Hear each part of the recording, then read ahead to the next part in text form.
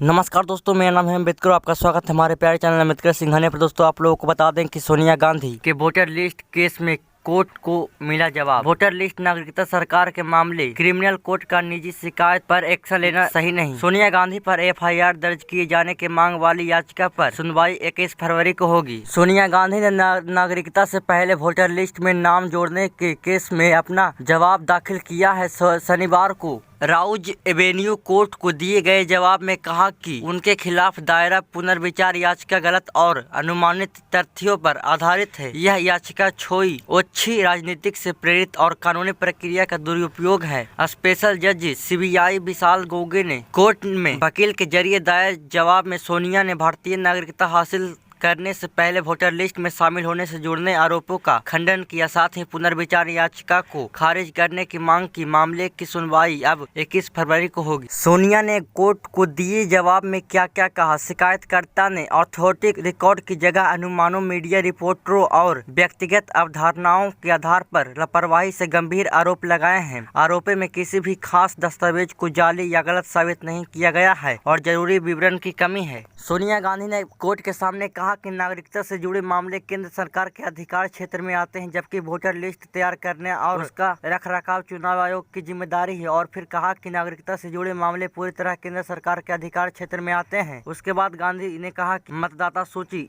Electoral roll बनाना और उसे update रखना चुनाव आयोग यानी कि इलेक्शन कमीशन की कानूनी जिम्मेदारी है। उसके बाद कहा कि ऐसे मामलों में आपराधिक अदालतें अगर किसी व्यक्ति की निजी शिकायत पर दखल देती हैं तो यह सही नहीं है, क्योंकि ऐसा करना चुनावी प्रक्रिया में हस्तक्षेप माना जाएगा। अब जान लेते हैं इस केस में अब तक क्या क्या हुआ। 11 सितंबर 2025 को अतिरिक्त मुख्य न्यायिक मजिस्ट्रेट ACMM वैभव चौरसिया ने विकास त्रिपाठी की शिकायत को खारिज कर दिया था। त्रिपाठी ने ACMM के आदेश के खिलाफ सेशन कोर्ट में रिव्यू पिटीशन दायर की। 9 दिसंबर 2025 को कोर्ट ने सोनिया गांधी को नोटिस जारी किया। त्रिपाठी का कहना है कि गांधी का नाम 1980 में नई दिल्ली निर्वाचन क्षेत्र की वोटर लिस्ट में शामिल किया गया था, जबकि वह अप्रैल 1983 में ही भारत की नागरिकता बनी। त्रिपाठी ने यह भी दावा किया है कि 1982 में सोनिया का नाम हटा दिया गया था और फिर 1983 में दोबारा शामिल किया गया था। भाजपा ने भी 2 वोटर लिस्ट में नाम होने का दावा किया था। भाजपा IT सेल के प्रमुख अमित मालवीय ने भी 13 अगस्त को दावा किया था कि सोनिया गांधी का नाम भारत की वोटर लिस्ट में 2 बार तब शामिल हुआ जब वह भारतीय नागरिक नहीं थी। मालवीय ने एक्स पर लिखा है कि यह पूरा मामला चुनावी कानून का स्पष्ट उल्लंघन का उदाहरण है। शायद यही कारण है कि राहुल गांधी भी ऐसे मतदाताओं को वैध करने के पक्ष में रहते हैं जो अयोग्य या अवैध हैं और स्पेशल इंटेंसिव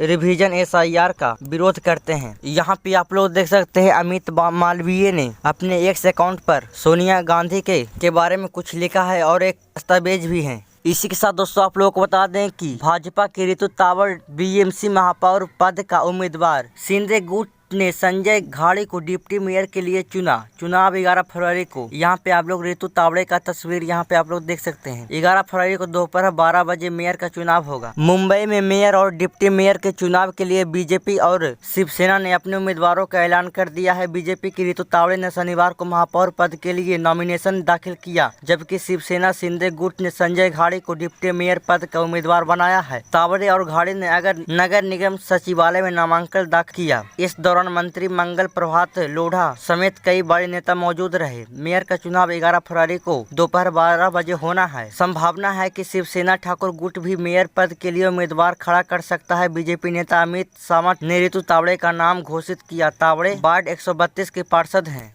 आप लोगों को यह जानकारी होनी चाहिए कि ऋतु तावड़ 8वीं महिला मेयर हो सकती है। BMC में अब तक 7 महिलाएं महापौर बन चुकी हैं। पहली महापौर की बात करें तो 1956 में सुलोचना मोदी बनी थी। उसके बाद निर्मला समांतर प्रभलाकर जो कि 1994 से लेकर 95 तक रही थी, और उसके बाद विशाखा राउत के बाद डॉक्टर शुभा राउल, उसके बाद श्रीमती श्रद्धा श्रीवत्स जाधव और उसके बाद स्नेहल अम्बेकर और आखिरी 7वीं महिला महापौर बनी थी किशोरी पेडनेकर, जो कि 2019 से लेकर 22 तक कार्यकाल में कार्यरत थी। आप लोगों को बता दें कि बीएमसी में शिक्षा समिति की अध्यक्ष रह चुकी हैं ऋतु। पहली बार 2012 में वार्ड संख्या 127 से पार्षद चुनाव के दौरान चुनी गई थी। 2017 में घाटकोपर ने वार्ड नंबर 121 से पार्षद बनी थी। वे पहले मुंबई नगर निगम की शिक्षा समिति की अध्यक्ष भी रह चुकी हैं। सूत्रों के मुताबिक यह भी पता चला है कि शिवसेना 15 महीने पर बदलेगी डिप्टी मेयर। शिवसेना के सचिव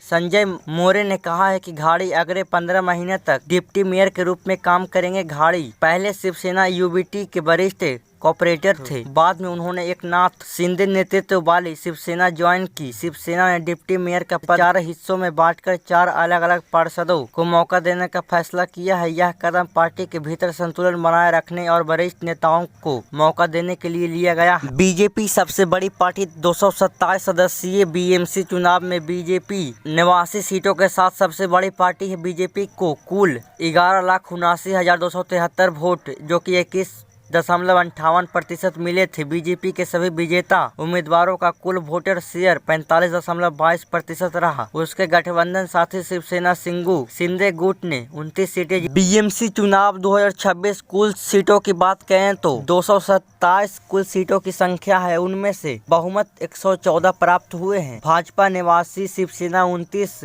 एनसीपी 3, शिवसेना 65, एनसीपी 1, एमएनएस 6 और कांग्रेस 24 और अन्य पार्टियों की बात करें तो 10। अब जान लेते हैं कि मेयर के पास आखिर पावर क्या क्या होते हैं। आप लोगों को बता दें कि बीएमसी में मेयर और कमिश्नर 2 पद सबसे बड़े होते हैं। मेयर नगर निगम की बैठकों की अध्यक्षता करते हैं, शहर का औपचारिक प्रतिनिधित्व करते हैं, प्रस्तावों और बहसों पर चर्चा करते हैं। मतलब मेयर का काम ज्यादातर औपचारिक और प्रतिनिधित्व तक सीमित होता है, जबकि असली प्रशासनिक और कार्यकारी जिम्मेदारी कमिश्नर के पास होती है। कमिश्नर शहर का रोजमर्रा प्रशासन चलाते हैं। बजट, शहर के इंफ्रास्ट्रक्चर प्रोजेक्ट्स और कर्मचारियों का कंट्रोल उनके हाथों में होता है। कमिश्नर आमतौर पर आईएएस अधिकारी होते हैं। बीएमसी चुनाव आखिर होते क्यों हुए, इसमें ऐसी क्या खासियत? तो आप लोगों को बता दें कि 74,000 करोड़ रुपए के बजट वाली एशिया की सबसे बड़ी सिविक बॉडी बीएमसी पर बिना बंटे शिवसेना ने 1997 से 2017 तक राज किया था। तब बीजेपी उसकी सहयोगी थी। मुंबई नगर निगम का बजट गोवा, अरुणाचल प्रदेश, मणिपुर, मेघालय, मिजोरम, नागालैंड, सिक्किम और त्रिपुरा के बजट से भी बड़ा है। आप लोगों को पता होनी चाहिए कि बीएमसी का बजट 5 राज्यों से भी ज्यादा है। बीएमसी का बजट 74,000 करोड़ रुपया है। आइए